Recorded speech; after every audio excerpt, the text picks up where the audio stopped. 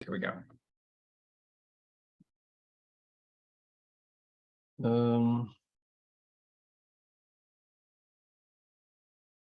Yeah, thank you. Good evening. First, there is a caveat probably in place. I'm not an expert as much as I would want to be about adult development and stage theories, etc. And there are probably many details, but also many philosophical perspectives that I'm missing. So pretty much everything that I'm trying to say is not about ontology. It's not about what I think is or what is, but rather about my perspective and how my perspective developed. And one of you already made a nice remark about stage theory probably, and our handling of stage theory probably also already has something to do with stage theory. So with our own stage and why we love it and why we hate it. At least that's the case for me. So the first thing is that, of course, that's the part of what you saw on the invitation. So we all know that stage models can be problematic. I share my present view. Hopefully it will emerge further. And how this perspective that I hold at the moment, how I use it to support co-development in settings, in business settings, and how it helps me, I think, and my clients to connect with themselves, with others in the world. So this was part of the introduction.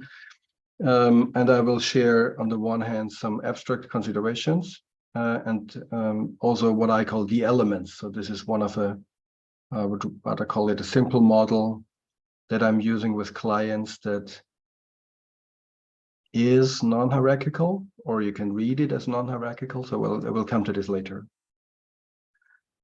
So some of the many caveats, and of course you're so much experts that you could make the list much longer. So how come it that some people who appear relatively mature, at least in some contexts, seem to lack qualities that are connected with so-called lower stages that should have been integrated? So how come? What does it say about our own understanding of stage models? So Wilbur always says transcend and include. So isn't this complete? And of course we have aspects in our theories how this can be done. So how can people be have qualities that are attached to higher stages and lack some elements of lower stages? How can, and of course one of the caveats is that triggers, some kinds of external incidents, they kind of kick us out of our level. So we are going lower, we regress, and at least others would observe less maturity than before, maybe. So this is relevant, I think. And that's, of course, one of the problems we're having with interviews. So if something happened before an interview or during an interview, or if the context itself being interviewed, or this language or this person or whatever it is triggers you somehow, then of course what we see is not just the highest maturity, or maybe not even the center of gravity. What I understand about blood pressure, this seems to be a similar situation. So only if you have, if you're having measurements of your blood pressure, then if you have a series, then you get an understanding of what your blood pressure apparently is. The states depend on many factors. So what I said at the moment, context, etc. And it's not only a quality of the person. So of course, we are guilty of having a very singular view on the person if we are only looking at the person itself or themselves, himself, herself. The requisite maturity for a context is the central question, albeit not the only one. So what is it that a context demands of a person? And what we can see, of course, is that many people at least, have a tendency to fit into a context. So that can mean that sometimes they're not unfolding their wings fully. And this also happens in interviews. I've seen that how people are reducing their own size to what they perceive their interviewer is. So they're not showing up fully to be understood.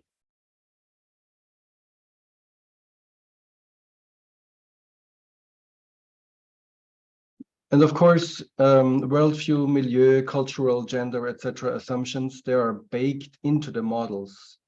But if we have been constructing the model ourselves, we will not see it. And if we share many of the cultural and etc. gender assumptions, if we're part of the same bubble, we will not see these biases.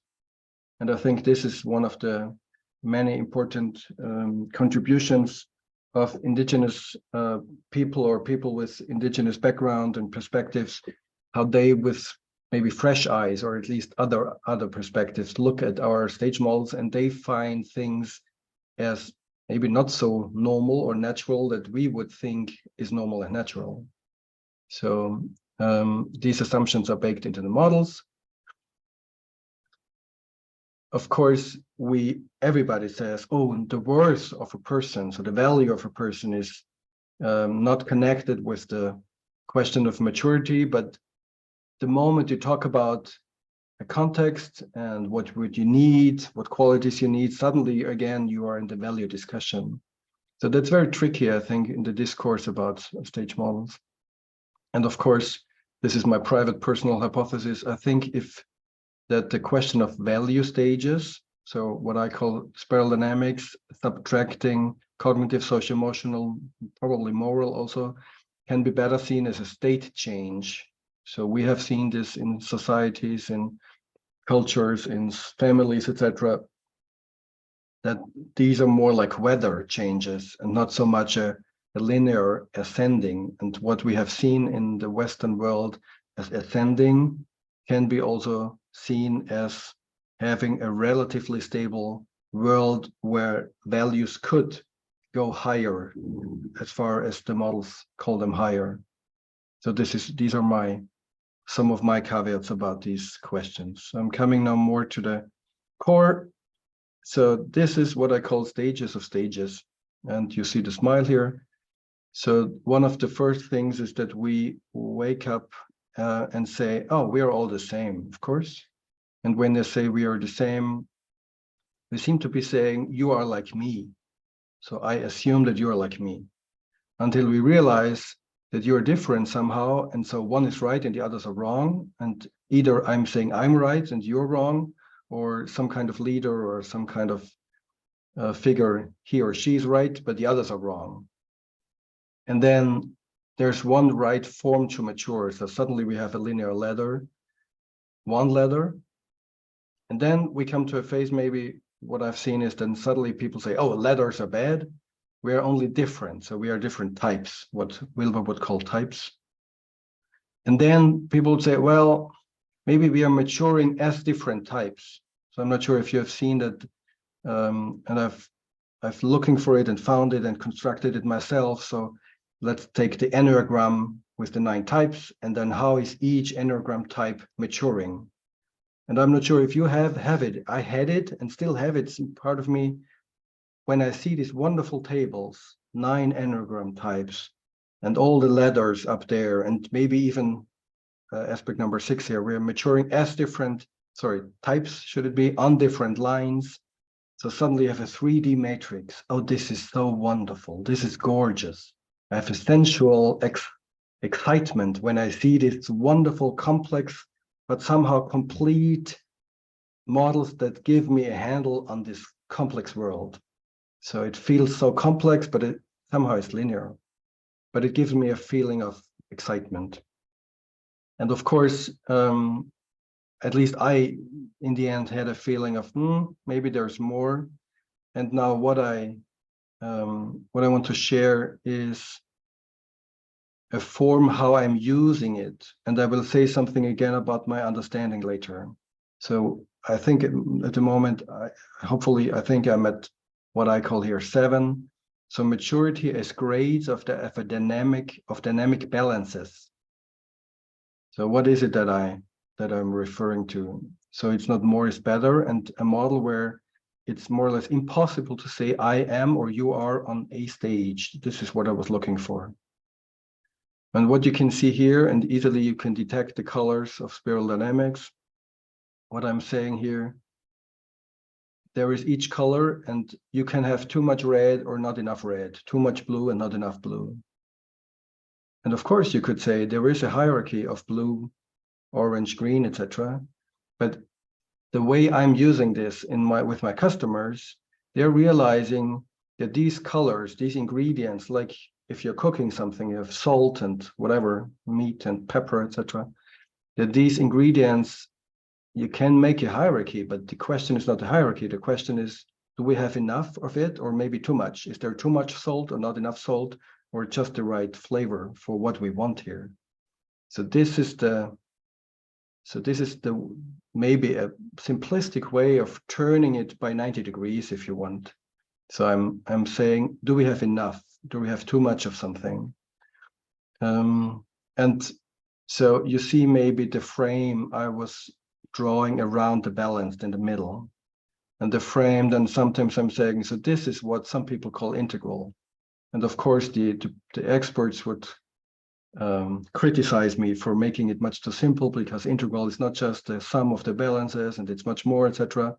But for many organizations, for the problems they're having inside their culture war context, for many of them, that's helpful.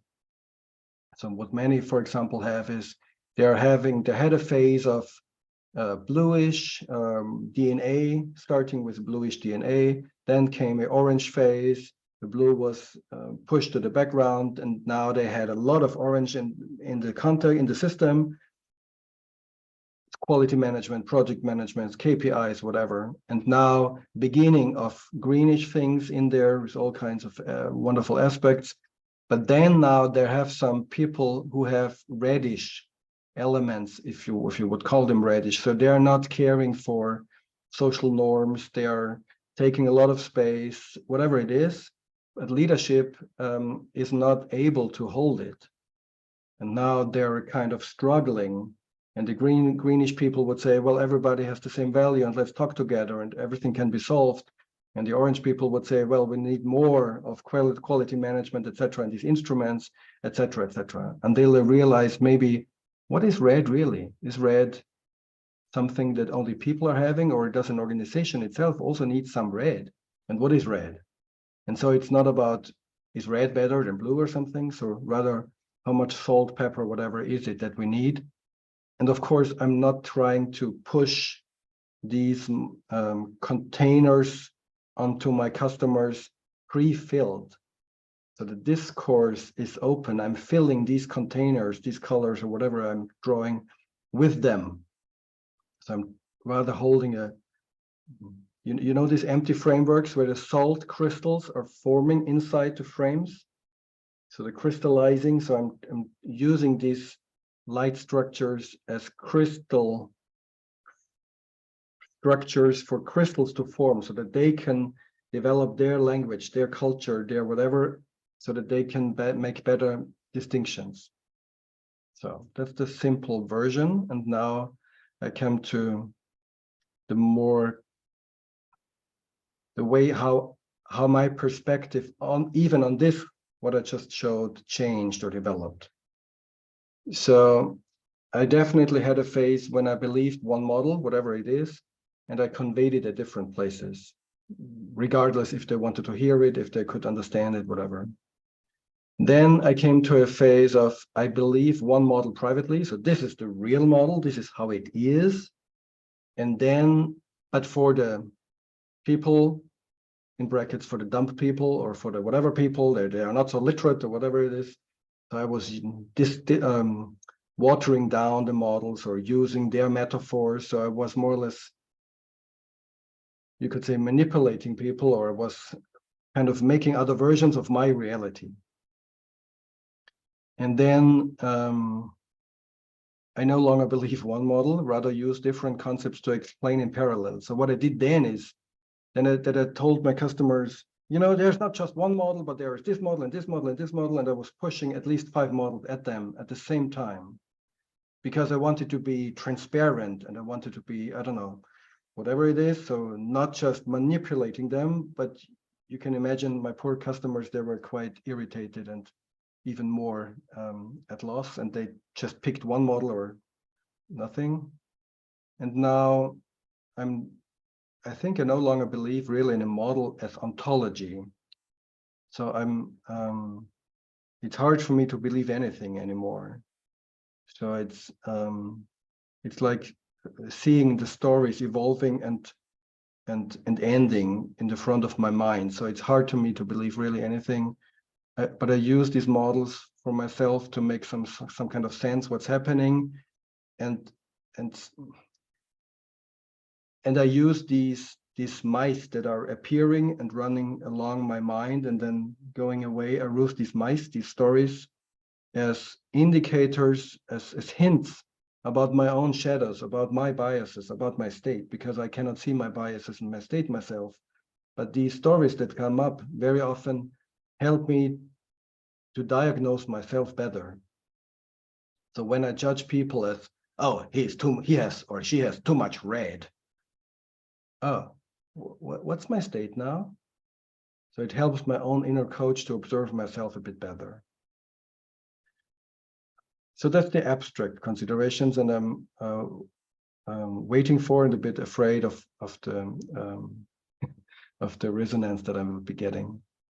The elements. So there are a few assumptions that I was holding when I created the model you will be seeing on the next slide. So I was thinking, how can I create something that incorporates this idea of dynamic balances? So the same that you saw before here.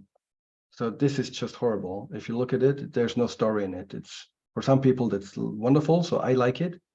But I had to realize that most people find it quite abstract. So what I was looking for is, how can I find symbols for the right brain? How can there a maximum of 5 items? So I've seen that people with more than 5 items just lose focus and then mix them up. How can I use positive terms so that no item is higher? Like, I don't know,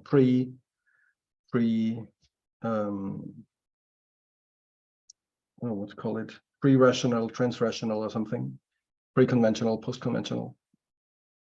And also, can I make a simple version and a complex version of it? And the other thing is, the other personal theory I'm holding is that if we are not distinguishing orange into 2 parts, so what Cookwriter and Torvald are doing when they have the expert, so a kind of a lower orange, Handwerkslogik, also craft logic, and higher orange, like abstract. If we don't make a distinction, then at least many of the problems that at least my customers are facing are not addressed. So how can we address these differences? Yes, so what you see here, so this is the simple version. The simple version is trying to tell a story about 5 different elements that can be helpful. So I'm not even saying you need all of them all the time.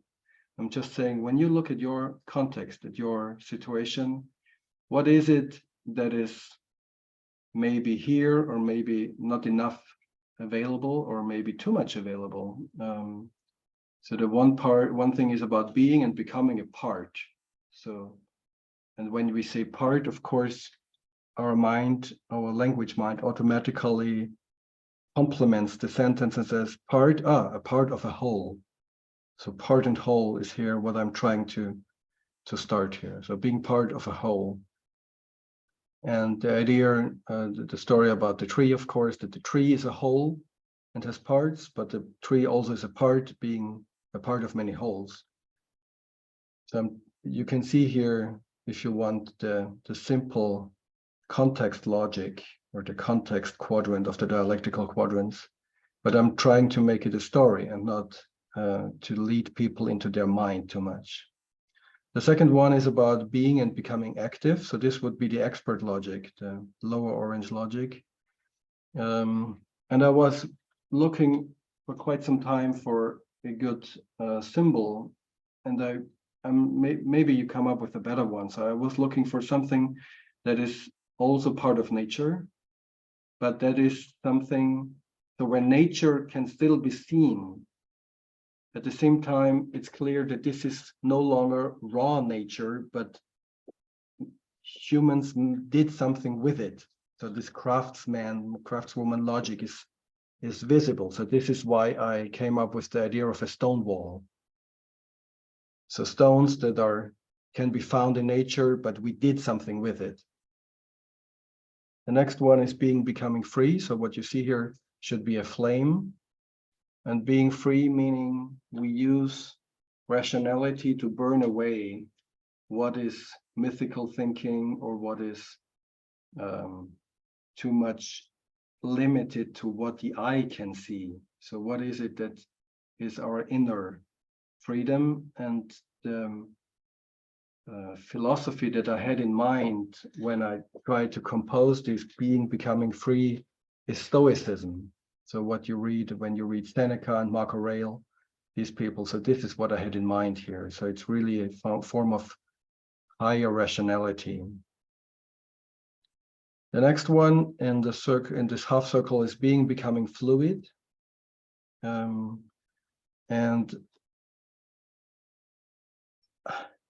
so this is what we can see when people are going deeper into dialectical thinking on the one hand, but we can also see it when people are realizing how their mental constructs are kind of dissolving. So for many people, subjectively, this is thrilling and very insecure at the beginning until they kind of find a stable place while falling. And for example, here, I already make a big difference depending on the person I'm talking to. So if there are a lot of people where I would not share fully what I personally associate with becoming fluid and becoming empty. So if these are subjective realms that I suspect people are not familiar with, I would use simpler versions of this story. But of course, if people are going deeper, but they not yet have a language, I'm offering this language, and often people say, this is wonderful. Now I have a language for it, for what I'm experiencing already. And of course, you also see here, and as far as I've understood Terry O'Fallon, she's also making a stronger connection between states and stages. And so what you can see here, of course, that at least with fluid, the idea of states is no longer to be seen totally separate as far as I can understand it. The last one is becoming empty. I've heard people who said, why don't you call it full? Why do you call it empty? For me, this makes no difference, but a big difference. So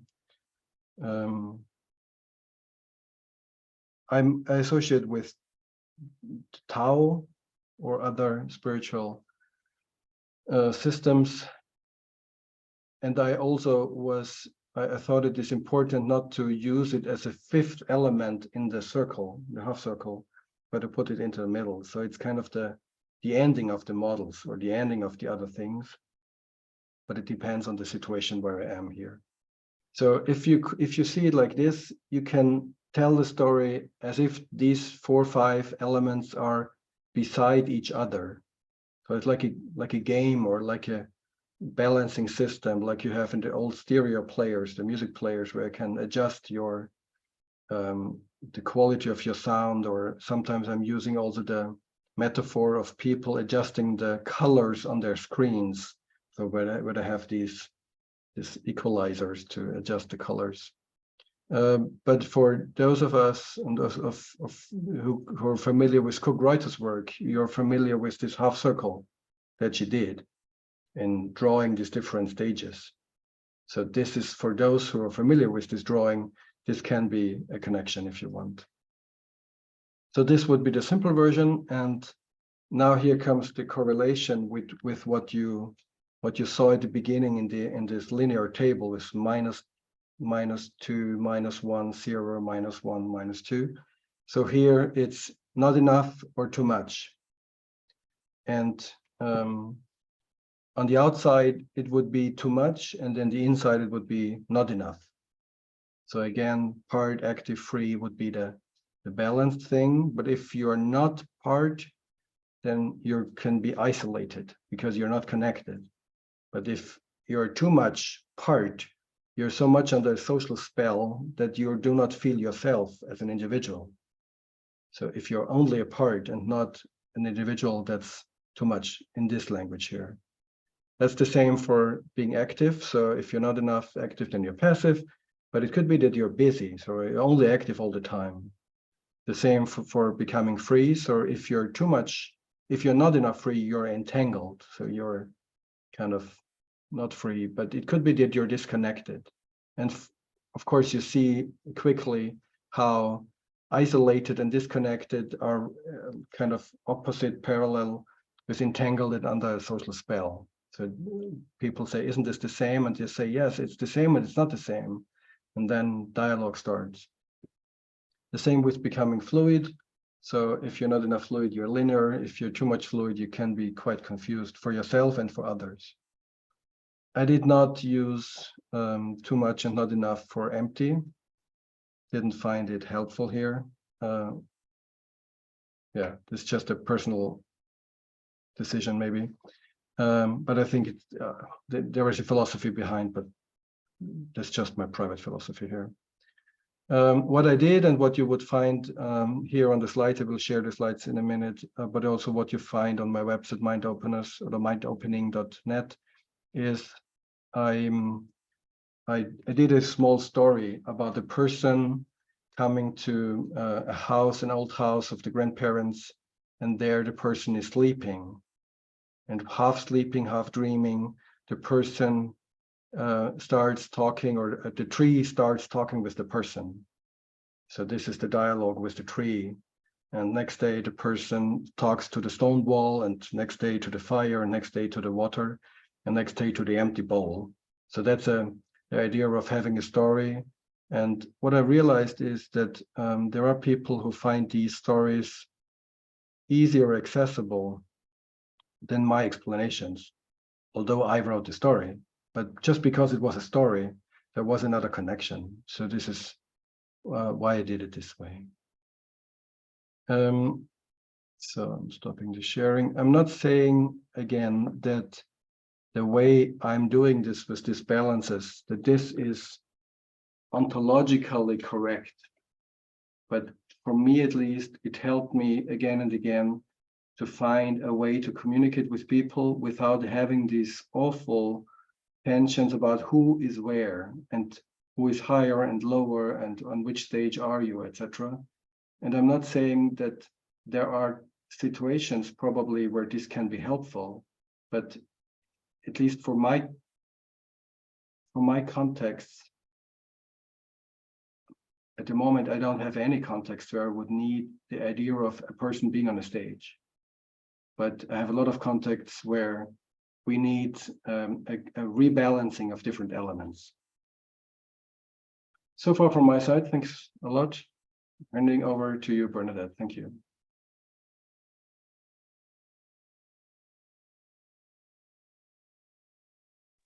So I'm just changing the view to gallery view. We're back all together. Okay.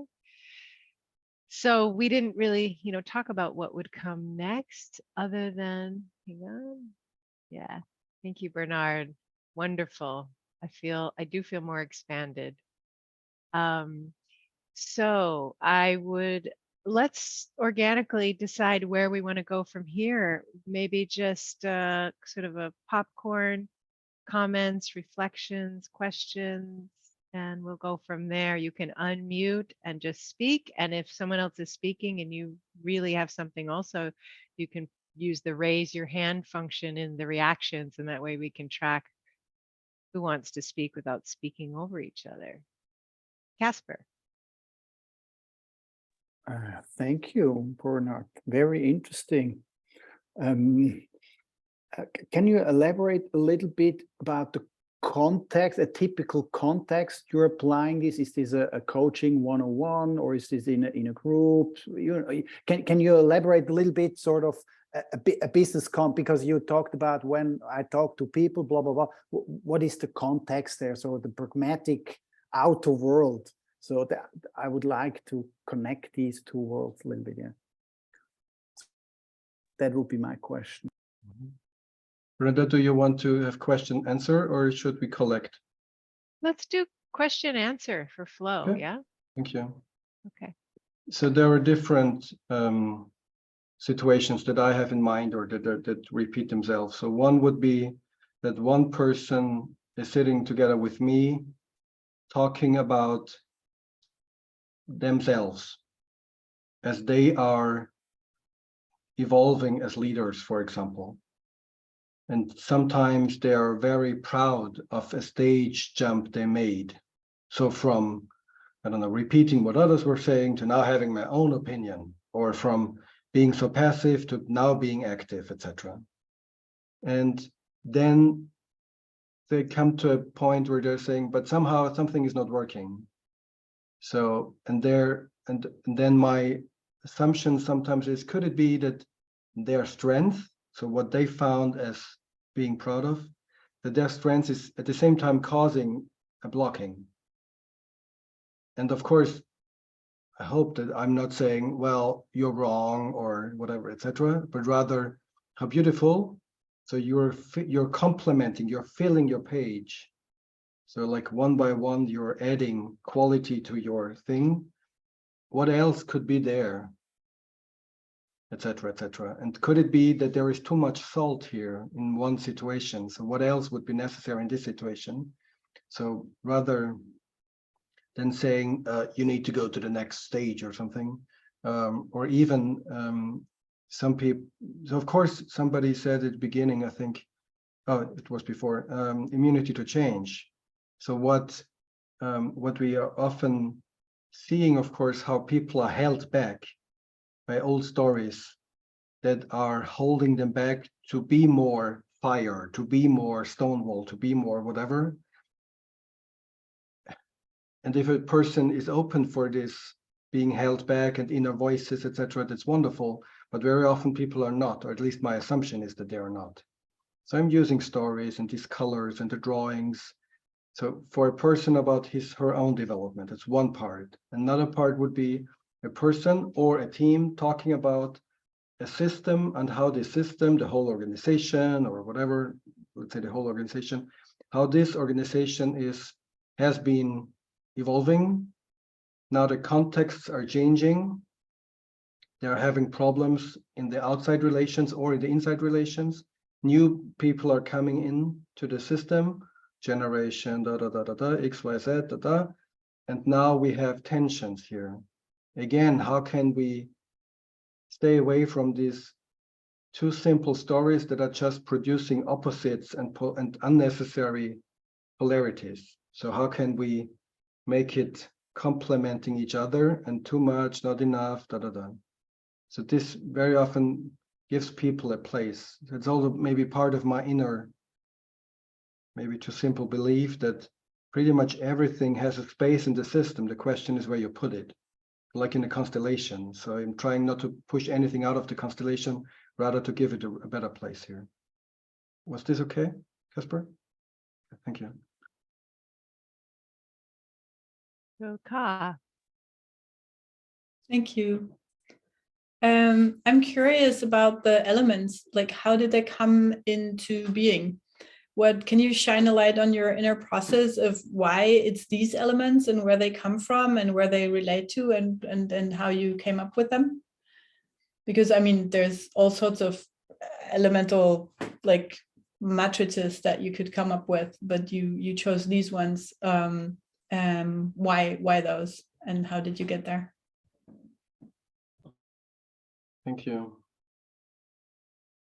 I'm trying to be careful not to tell too simple a story, because at least I'm afraid of do you call it hindsight bias?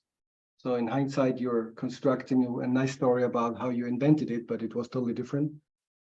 So the best answer would be, I don't know.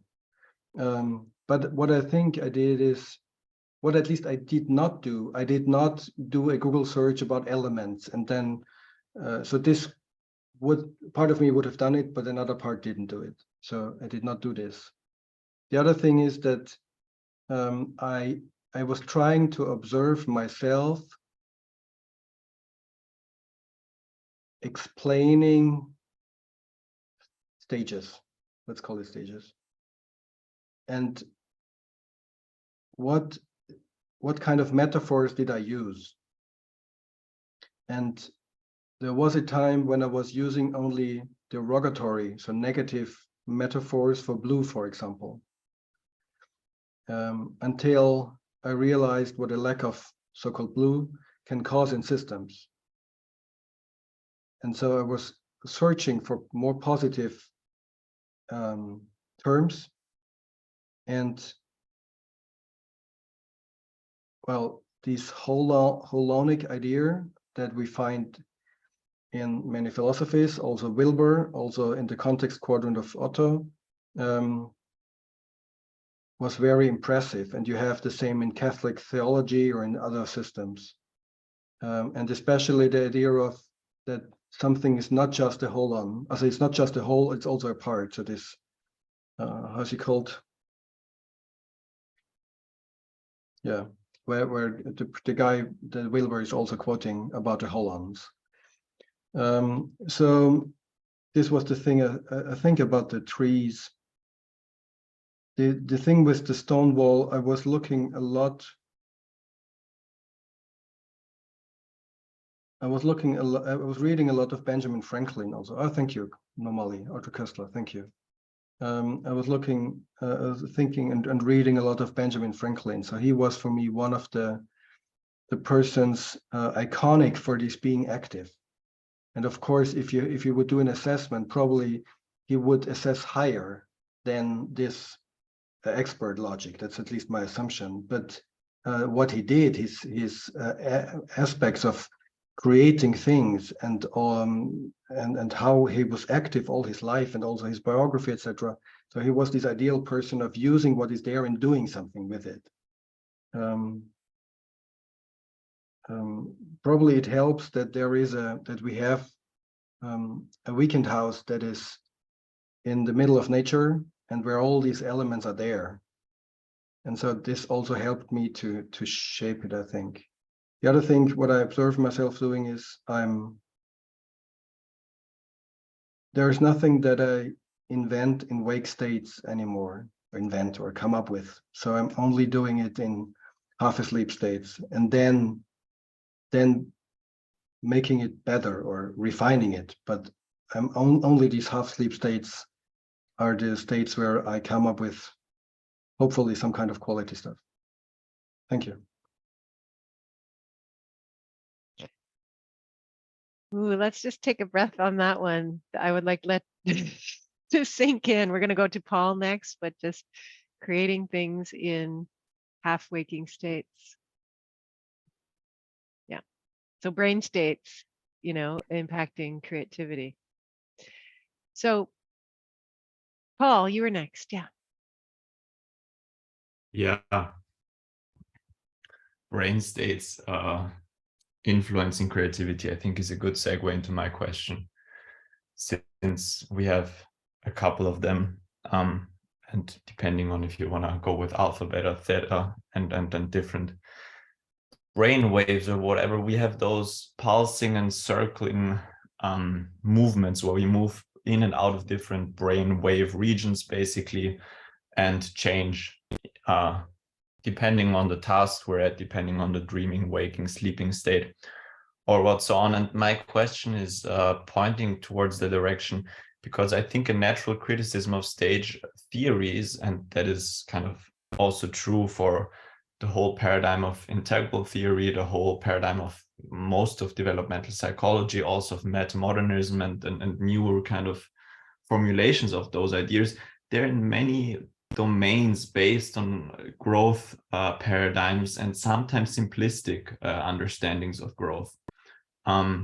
And if we look, for example, more towards ecological sciences, there we have some more nuanced, often more circular understandings of growth, and of not of growth, but of dynamics and change that do not only include kind of the growth phases from moving from kind of the R to the K phases, for those that are of you are kind of more familiar with ecology, but you also have those release phases, those phases where you actually go into dream-like states, where you diffuse, where you zoom out, where you focus less on the details, and where you move back.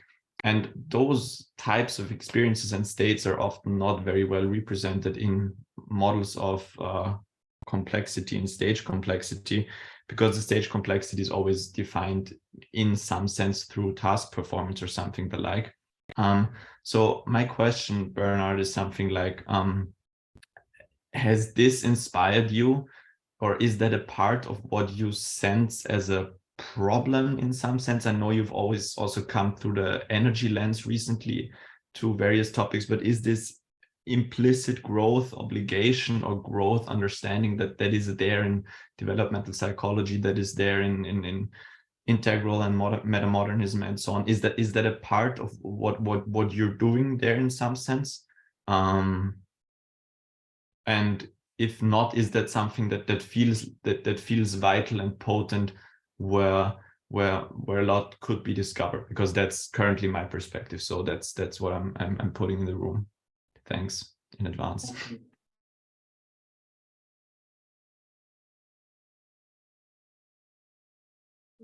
I'm wrestling with the right words, or with the words that can hopefully convey what I'm trying to say.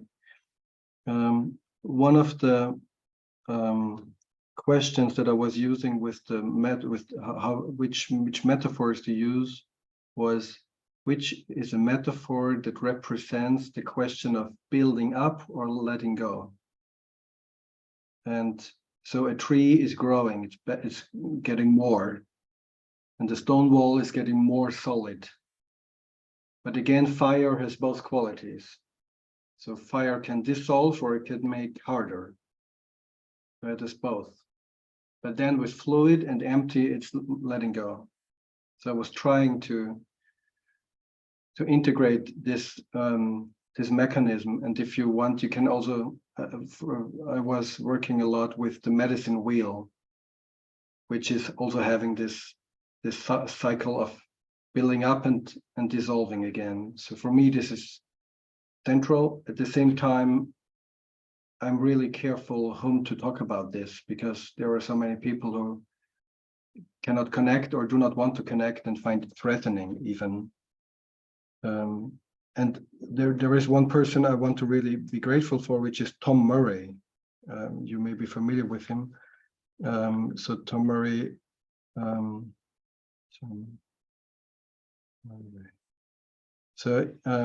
he, if you look up his material, I think he has this model where he's saying, well, there is this phase of building up, but also of letting go. And also I'm really grateful also for him, because when he's talking about stages or some kind of phase development, he's saying, you know, normally we only say transcend and include, but I think it's also transcend, include, and exclude. So that helps me a lot also to come up with this metaphor of what is it that we put into the museum.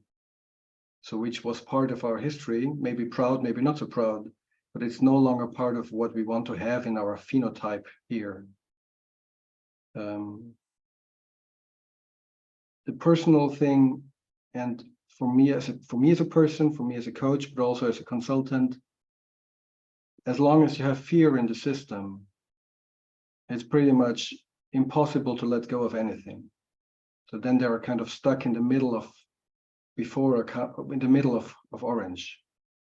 And this is my question, is before I can support or I can accompany a person or a system towards fluid, I'm trying to make sure that all the main aspects that are imposing fear on the system, that they are being taken care of.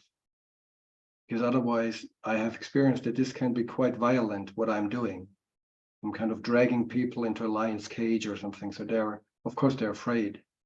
And so I'm trying to be careful and taking care of my own and the system's vulnerabilities. Thank you, Paul.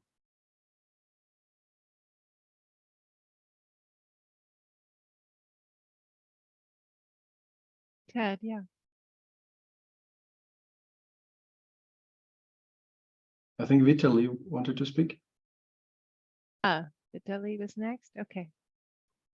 First of all, thank you. I mean, because I really appreciate when people like you go into this creative and yet vulnerable mode and come up with something new. And I particularly appreciated you saying, "Oh, I'm a little concerned what they're going to think," or I don't know how you said it, the criticism, because some of us are very, cognitively, try to look for holes. And I think it's beautiful that you actually exploring and playing with it and looking for different ways to overcome kind of personal biases and collective biases. It makes me happy. I want to ask you, because a lot of the times I face people who haven't heard any of this stuff. I mean, like, I think me and you talked about the sausage factory executive, the cheese, the Paris cheese factory guy who has no idea about any of this. And this is the people I work with. They're beautiful people. They have big heart. They don't know anything about developmental stages. How would you explain to them the purpose of all this? What is it that they're going to? What's underneath? Why do they need any of this kind of a work? What's underneath it? From a business perspective. Vitaly, could you be this Cheesecake Factory CEO for 3 minutes? Yeah. Oh, I love cheese, so don't worry. I can be Cheesecake Okay. Factory. Yeah, yeah. Let's Okay. assume we had some kind of small talk for 5 minutes. Okay. So there is some kind of sympathy between us and some kind of trust. And then I would say, well, thank you for the invitation. What is it that you're facing?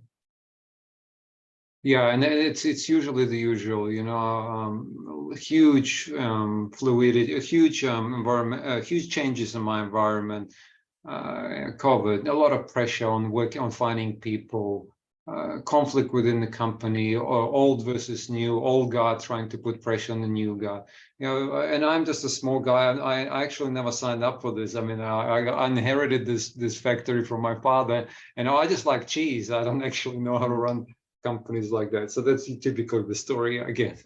Like, how am I supposed to balance all this when I don't know what's going to explode next? So what I'm hearing is that there is something working, right? Yeah, we certainly have a 200 years old cheese factory. We're still doing cheese, but it's getting tougher. Yeah. So, but there are some virtues and some quality that is really working here. So what is part of your golden DNA, your precious things that have made you so successful? What is it? It's definitely our family values. I mean, we live by our values. We die by our values. Yeah. And so now what I would do, okay, we're stepping out of this. So what I would do now is, what is it? What are these values? And I would draw in front of you and I would ask you to tell stories about how these values made an impact, how they made a change, and how they are kind of stabilizing or some kind of holding the system. And then I would ask what has happened outside in the world in these 200 years, which new elements, which new demands on the system were there, and my assumption is that the system did something wonderful by adapting already. So I'm not saying there is something old and now you have to adapt. I'm assuming you already adapted. So what did you already incorporate? Wonderful. And then you said balancing all these things. So when you say balancing all the things, what are you referring to? And then I would draw again, maybe even draw a mobile. Do you know these mobiles that you have above these children's beds where these flying flies so there is some kind of balance, but the balance is shifting, is moving. But if you add something here, you need to adapt something there. So this would be the metaphor. And you don't need to know anything about all kinds of theories. I'm just having this mobile, or I would say, well, when you love cheese, huh? So I'm assumed that there are many vital ingredients for cheese. What are these? And then I would use a metaphor of your cheese, and then too much, not enough, da da da da da. Yeah.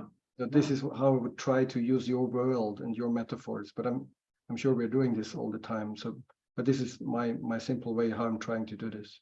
Yeah. Makes sense. Makes sense. Thank you. Yeah, that makes sense. So ultimately, you're trying to lead me to create a more successful, more harmonious balance within my company, so I can sell more cheese. I mean, that's all I want to do. I just want to sell more cheese and keep a harmony in my family, right? Yeah. And so the thing is, I'm not sure about the energy that I just saw represented, how you represented this customer. So it could be that maybe not so much the factory has a problem, but the person sitting in front of me that is unhappy with this burden. That's true. So maybe first I would look at the personal balances, and then on the organizational balances. Could be, depends on the energy that I'm having in front of me. Yeah. Yeah. You kind of do an individual sweep, and then you do a collective sweep. Yeah, exactly. Thank you. Thank you.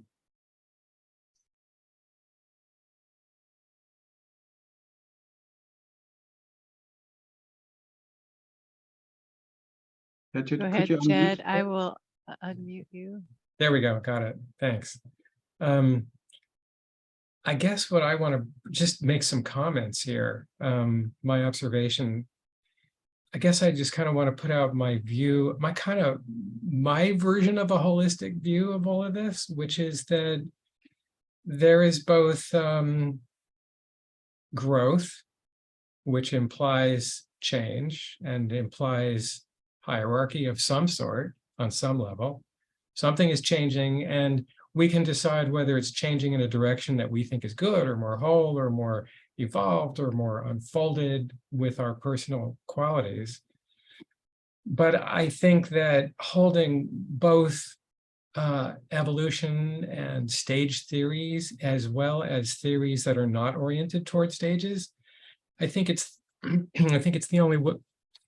Nothing makes more sense to me than holding the bothness of that, because each context, each person, each situation is going to require a different way of looking at it. And I think all of us who are drawn to this work of helping business, people and systems evolve one way or another. I think one thing that we have in common is we think there are ways to help people and systems become more of who they are, one way to say it. And if we think there's a way for people to become more of who they are, you can describe that in terms of balances, you can describe it in terms of stages, you can come up, the thing is, life is infinite, right? There are any dimensions that any of us decide to put on a map or a model. These are just very personal human ways of looking at things. And yeah, somebody might try to make some argument that there are some ontological fixed dimensions that everybody would see, but I find that hard to believe personally. So anyway, that's how I hold it. I just hold this all as a bothness with extreme fluidity. Thank you. So Ka had a question in the chat. How do you work with fear in the system?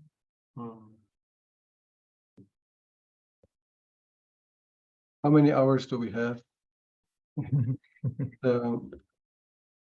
Well, I have seen and we have seen so many colors of fear. So there are some fears of lions that are no longer in the room.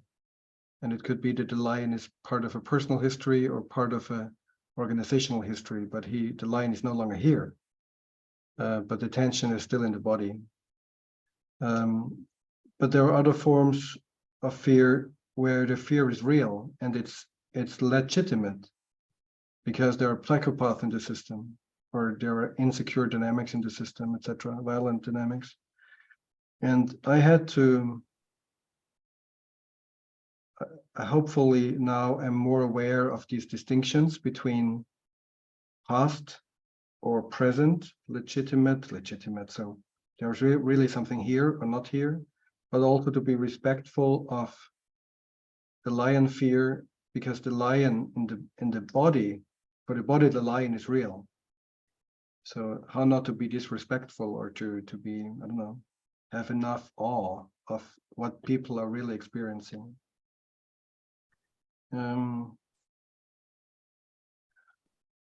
Immunity to change helped me a lot, especially because it helped me to explore ways to work with fear that are not intellectual. So not talking about how to do it and whatever, where does it come from, etc., but really more developing small experiments that are safe enough, even if they fail. So even if something happens that is not so good, even then there is no damage in the system. So how can we make very small experiments? At the same time, if these experiments go well, then the system somehow learns and can release some fear step by step. And I hope to do it in a way where the mind of the persons and of the systems can follow what we're doing. But of course, sometimes I'm trying to play on different levels, and I'm doing small experiments by the way I show up, by the way I facilitate, how I position myself, how I speak, how I show myself as vulnerable, so etc., etc. So I'm trying not, I don't believe on the mind, on releasing fear anymore. I believe in the mind. I believe the mind can digest in hindsight what happened here and to kind of develop a new story around it. So readapt the assumptions. But for the process of kind of letting go of fear, we need real experience, whatever real is, of course, subjective real experience. But probably the most important thing is that I'm kind of empathetic while not swept away, hopefully. So they can feel that I can feel that they feel. At the same time, hopefully they experience that I'm not only afraid and but I'm here. So, and the other thing is I'm trying to assume and I'm trying to look not only at the whatever in a child, whatever, however you frame it, that I see being afraid, but I'm also kind of looking at the older sibling within the person that can hold their own child. So this is how but of course, very often I'm not using this language. Thank you. Jan, would you want to speak?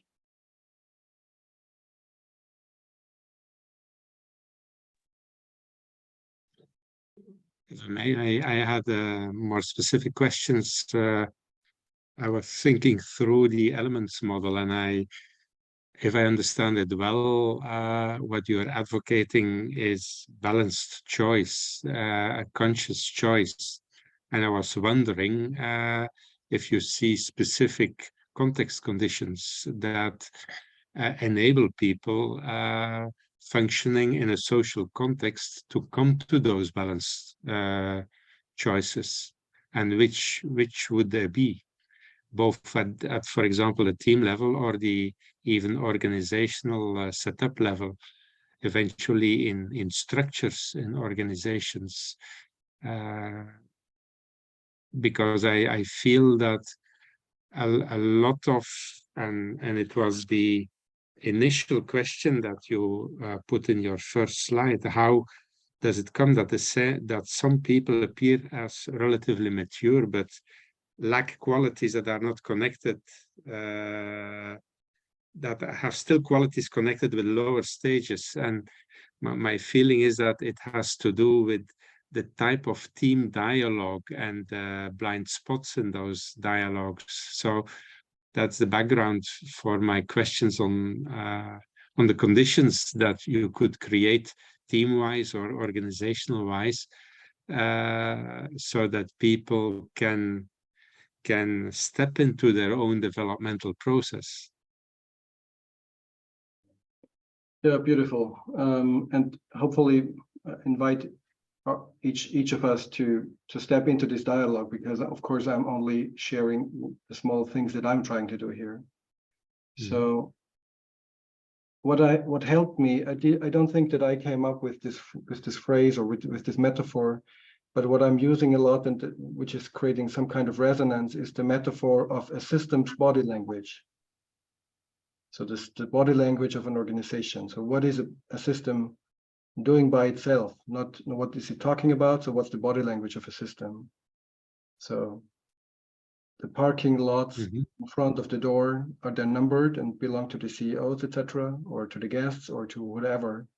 And is there a special elevator for, etc., etc.? So we all have these metaphors in mind, and I think Frederick Laloux and others did a good job in giving us language and examples for different kinds of body language. Sometimes people are familiar with these with these models, but very often they're not, and they don't need to be. But it helps to create pictures and then experiences what the difference would be. So how can we make very small differences? And I'm trying to use the present situation as a playing ground. So like today, we started with one person sharing and then handing over to the next person, which made sure that everybody had the option to speak. If this would be a context that is kind of insecure, of course, we as facilitators would add, and you can hand over to the next person if you don't want to speak. Or we would even talk about, you can blank your screen if you don't only want to listen, etc. So we would give small regulations, small offerings, how to adjust the culture. And I would use the norms that we are having in this context, in this present context, and that I was part of, and we are part of. I would use these norms and just talk about twisting them. What kind of difference would it make if we had no tables?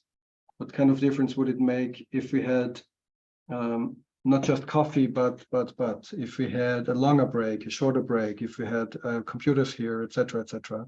So I'm trying to play with the informal and sometimes formal norms of the system, and hopefully I can do this not by telling them what's wrong and what they should do, which is tricky, because of course then by doing this I would be a role model of telling them something what they should do, and this role model is not what I'm trying to give. So how can I myself do this, and how can I make myself transparent by not doing this? So these are some meta levels, and it depends, of course, on, I don't know, are we 200 people or just 3 people, or how many people can be there? How abstract can I be? But I'm trying to really reflect the present situation here, and of course make changes. So and sometimes I'm using my power as a facilitator to introduce new rules and reflect them later. So for example, I'm facilitating a lot of meetings with, I don't know, 30 to 60 people. And my regular table structure is table islands. I'm not sure how you call them, where there are 6 people around a quadratic table probably, and then you have islands of these, and they're in a half circle, and so more people can see each other. And the rule is, after each break, you choose a new table, new mixture, and first, of course, we all know what's happening. So really, do we have to and then of course they realize what's happening, and then in the second part of the meeting, I start inviting them to reflect what the effect of this is. And if they're doing this in their normal life also, oh, we're not doing this. So what's the effect of you not doing this? What's the effect of doing it here? What else could we adjust here, etc. So I'm trying to make small changes and together observe and reflect the changes what they are making. and if possible, not so much lecture, although the lecturer in me is quite strong, but I try to adjust it to the needs of the context. But if I may, Jan, how are you doing this?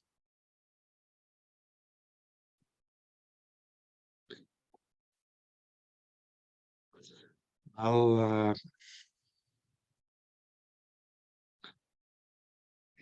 basically you're inviting me to start thinking differently when you showed the elements model. What I'm currently doing is that I'm as an organizational development coach mainly looking at how are things organized in a company, and by how it's organized I mean how does the system enable them to come to agreements on dividing work and about integrating the work. So it's about the division and integration of work, and I try to highlight how participants in the system make an interpretation of those two elements by relatively straightforward putting different possible interpretations on the table in the middle. Not saying you should do it like this or this, but broadening their choice variety. Because I feel that a lot of people in organizations lack choice variety. And the moment you increase the variety in the system, for me, that's one of the conditions to come to more conscious choices. So I'm playing a lot with the variety in the division of work and the variety in the integration of work. But of course, I use also a stratified model of organization of work, because there is a kind of a layering. It's not hierarchical, but you need a different type of self-organization at different levels of complexity in an organization. And it's within that lens that I'm trying to create conditions. And one of those conditions is about exploring how they give and receive feedback. And so the feedback system is a very important element in both the division of work and the integration of work.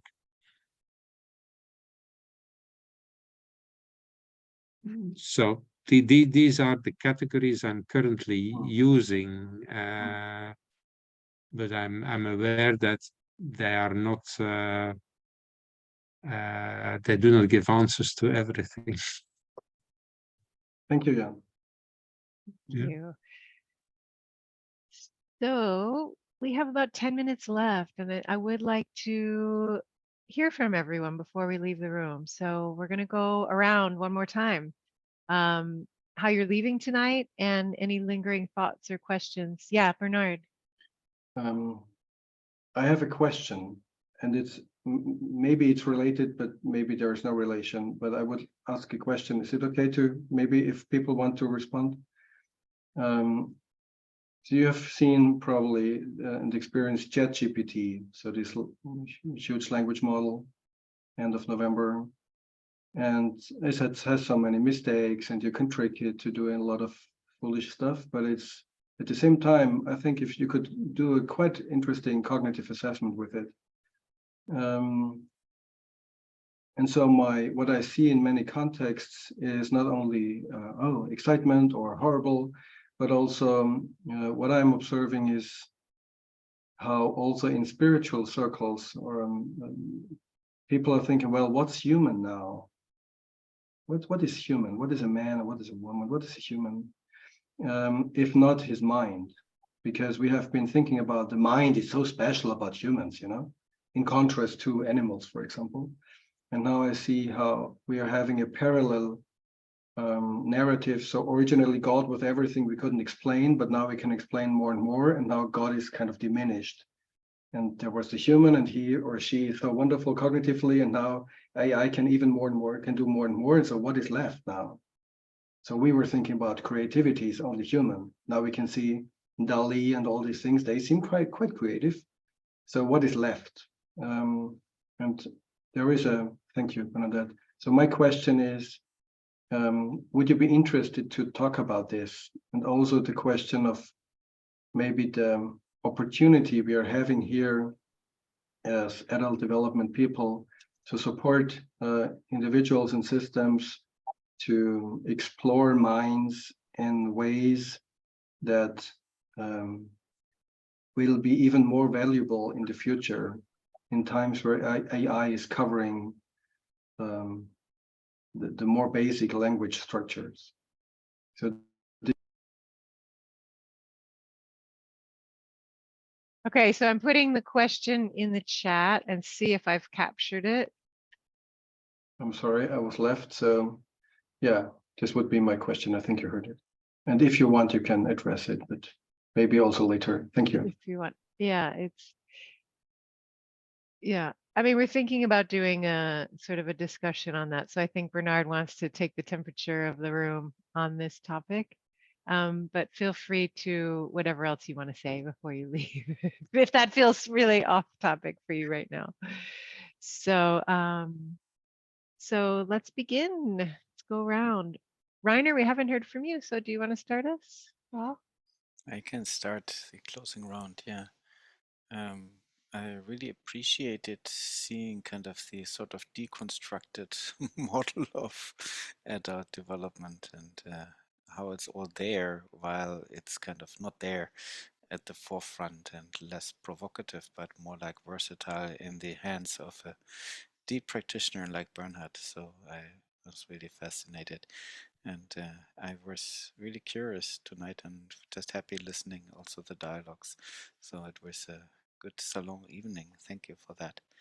And yes, to the chat and GPT question, I'm completely in. It's kind of really putting the thing, it's increasing the pressure on being really in a good way developmental with our minds and our beings and really understand what really is the really human thing when what used to be most of the white collar work now will become automatized in the next 10 years or so. Well, that's quite a fascinating perspective. Yeah, and I pass it on to someone whose voice I would also hear a bit more, Rosa. Thank you. Yes, to GTP, and I would like to bring in the German expression of Bildung. I always see those models in connection with this expression Bildung. And I think all the chat GTPs of the world will not replace the necessity to develop qualities in ourselves. Thank you, Bernhard.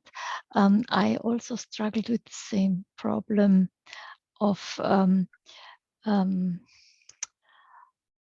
making it very user-friendly, making it resourceful, and only expressing the models if they were helpful, yeah, in the contact with clients.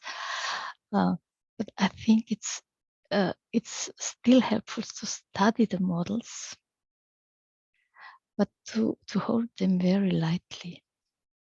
And so I feel very close to you. I think it was good to see your model this evening. Thank you. I pass on to Rene Marie. So, yes, I just want to say I really enjoyed hearing about the model. I relate to the elements. I've studied a bit of Chinese medicine and Ayurveda and things where we use elements. So, and I think it's a universal way of relating, especially to companies and people that haven't been bombarded by developmental models. It gets down to something basic we can all relate to. And I really support that whole movement toward balance, because in the end, it doesn't really matter what model you use. If an individual or a company is way out of whack, they're not finding their deepest alignment. And so this is a really sweet way, I think, of introducing these concepts to people where they don't feel stripped down and judged, and especially with peers you work with. That would not be a pleasant experience for a lot of people. So I think it's a really lovely entry point. I enjoyed it. And ChatGPT, Ted and I played with it. And I was thinking, gosh, that could have saved a few long nights when I was young in college and maybe given me some ideas I could have reformatted. So yeah, and it's hard to get on there now if you haven't noticed in the daytime, especially when people at work or school or whatever are online. But it's an interesting concept and yeah, fascinating. And thank you. Very lovely conversation.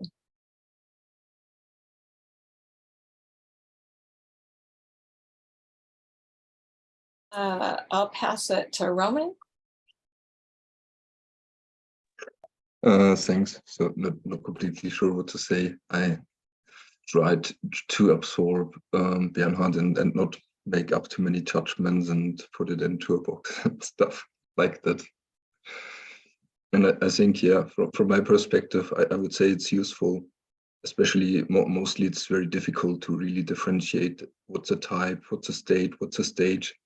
And like if you had a model that somewhat puts it all in and at the same time does not order it hierarchically, you escape all the possible mistakes of misjudgment.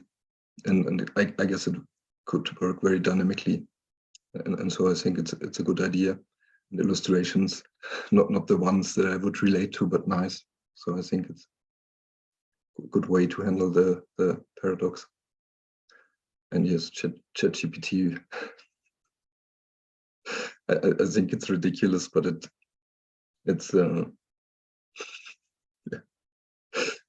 costs some brain power to cope with it. But it looks very ridiculous in making all the mistakes, questions on adult development. And if you're somewhat expert, most of what it puts out seems completely nonsensical, then you know that as human you still have some time on planet Earth. Even when it's only about finding knowledge and absorbing knowledge and preparing it. I hand on to Paul. Thank you. So thank you, Bernhard, also again, once more, and the whole group for kind of holding this space. Yeah, it was very interesting to hear your whole perspective. And I think the transparency in communicating kind of the transitions you yourself have made and how you're thinking about stages has evolved was very interesting and in many ways enlightening. So yeah, and so the thing I always take away, or not always, but one of the things I always take away from you is kind of this thing, and you've said that like 5 years ago or something, like when we met, this move from a lot of complexity towards more and more simplicity and communicating the key messages and things you want to get across in more concrete and story-like and archetypal and clear forms. And that I think is always an inspiring push. Concerning ChatGPT, that's a whole nother thing you've opened there. I'm currently working with schools, with tech companies, and with the Austrian Chamber of Commerce on how they deal with generative AI models. And so if you want to get into more details concerning that, I'm very happy to do that. But I think it is really out of context now to start going into this direction. But I think as adult development, people that work in personal contexts, you're relatively safe concerning what you will be able to do. I think everyone. But there is, of course, I don't know, I heard in a couple of weeks that some of the guys directly from OpenAI are now pouring millions into startups that work on coaching, AI-based coaching and stuff like that. So there's some interesting dynamics emerging in the next couple of months as soon as those models get a bit more sophisticated and get fine-tuned to the contexts. So yeah, I'll leave it at that. Good night, everyone. Handing over to. Thank you very much. Handing over to Vitaly. Thanks. I take enough airspace, yes, to ChatGPT, and I'll pass it to Jeroen. Jeroen, right? I don't know if you pronounce it right, because I don't think he said anything yet. in the opening round, yeah. Oh, yes. Thanks, Bernhard. I found it very liberating almost to see your model next to the models that I've known so far. And I really want to dive into the story that you wrote on it as well. Regarding AI or ChatGPT and the DALL-E creative AI model, I've used both briefly, so I have a bit of experience with it. I think they're beautiful and interesting developments. And if I try to relate it to adult development, I think the question for me becomes, how can we support humans to stay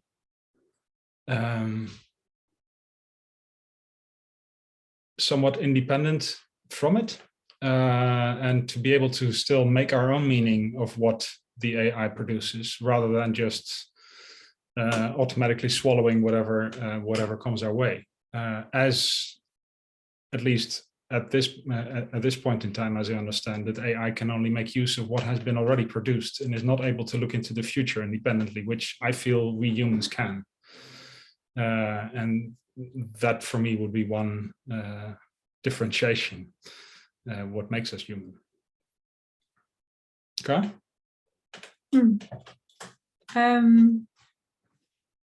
I really like your model.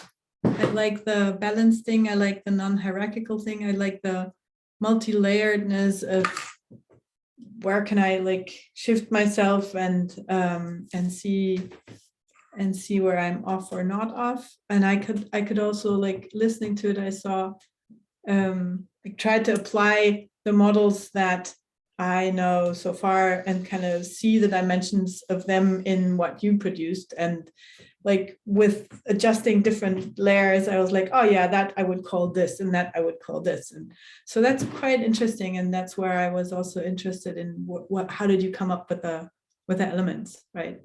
But then I like the hindsight bias, like, that all makes sense. And that's good, it's good. I have used ChatGPT from October on to synthesize who I am, to make sense of all the things that I've learned and come to common denominators. And I found it extremely interesting. Yes, when we want to have specific things and specific thoughts and specific knowledge, they just hallucinate. And Roman, for sure, you cannot use it, right? These big size things are hallucinating, but they are synthesizers, incredible synthesizers. And so I also thought that was a human thing, the synthesizing. So I'm interested in the conversation, actually, like, what is it? Yeah, thank you. Handing on to Caspar.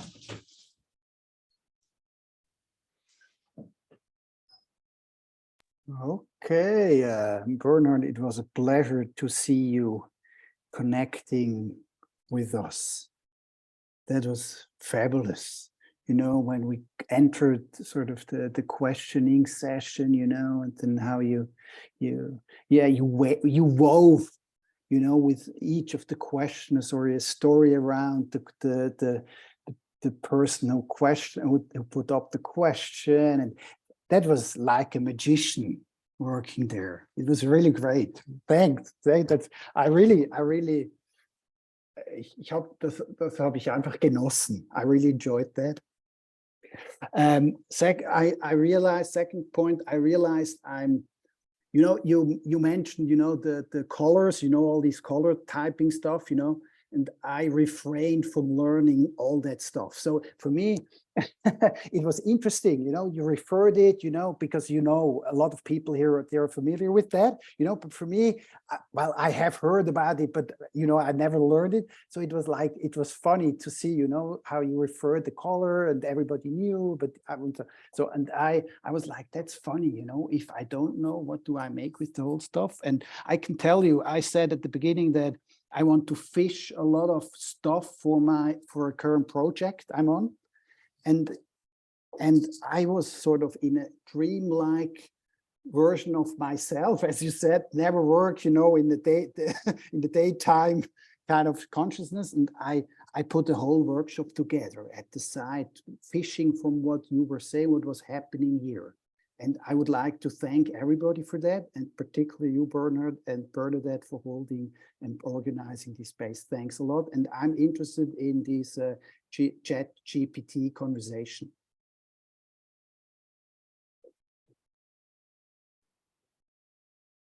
Ansi, We have Ansi, yeah.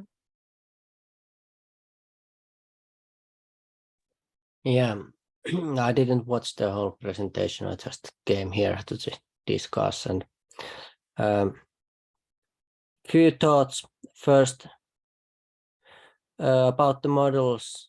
To me, I feel less and less inclined to talk about the models to people. I'd rather kind of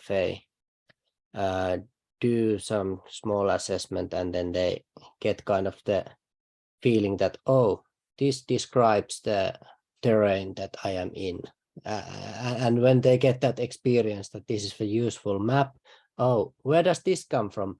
And then they are more likely to like appreciate learning a model. And I get also a feeling here when we are talking about this creativity and stuff, that this psychedelics could be an interesting kind of a thing here. I tried ayahuasca this last November, and I really felt that it kind of lifted my way of being to a couple of stages higher, and as I had already built some structures, it kind of aided me to go for like integrate more of parts of me in a positive way. So to loosen up and yeah, just a little thought. I thought you might resonate with Bernhard. And regarding the chat GDP, I don't know. I clearly see the coaching aspect as a really interesting thing. I have a close friend who actually has a startup that is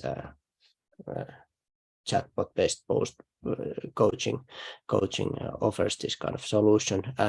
But I'm also interested in what would Theo Dawson think about this, as she has done this lectical assessment system, and because that's really a great kind of a AI kind of a based model that is related to this.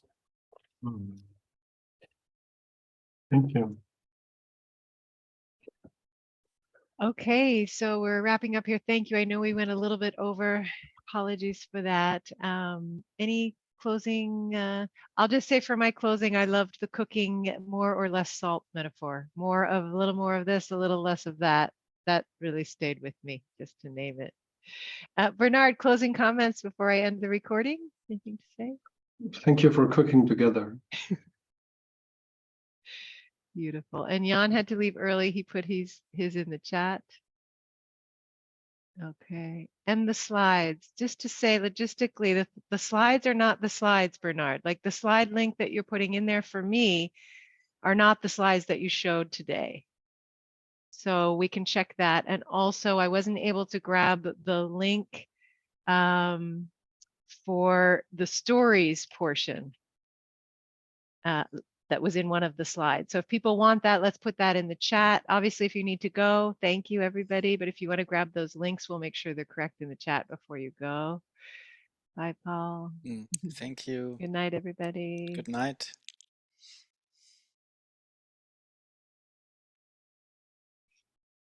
Sorry for the wrong link. Maybe you can send out it afterwards. I can send it out, sure. No worries. Okay, so I'm going to end there. Thank you.